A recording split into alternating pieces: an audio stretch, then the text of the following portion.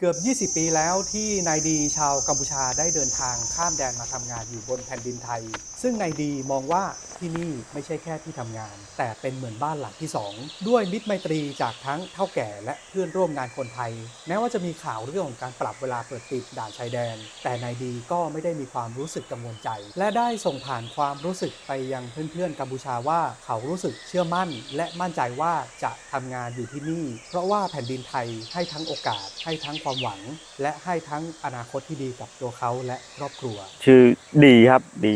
มานานแล้วมาประมาณเกือบ20 กว่าปีแล้วมั้งพี่คนไทยมันดีแต่แกผมก็ดีเลยมาทำงานอยู่นี่สบายด้วยสนุกด้วยหาเงินใช้ได้ง่ายแล้วก็มีตังก็ส่งให้แม่พออยู่ที่บ้านแกมันคนแก่หมดแล้ว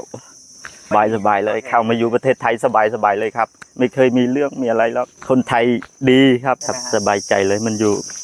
ฝั่งไทยสบายใจเลยเมืองไทยนี่ผมก็บอกว่าเพื่อนมันอยู่ประเทศเราฝั่งเขมรเดี๋ยวช่วยบอกกันด้วยเพื่อนมันอยู่เมืองไทยนี่สบายเลยหาเงินใช้ได้ง่ายไม่เคยมีปัญหาอะไรแล้วเรามาหาเงินได้เก็บได้ยังสบายเลยยังอยู่สบายใจเลยทุกวันบอมโอนปุมะโนขมายเราเพื่อนปุมะมันเอาไทยรอเลยรองต่างบ้านสบายเลยมันมีปัญหาไอ้เต้ยังมารอสีสบายบ้านเลยพญาเตาแม่เอา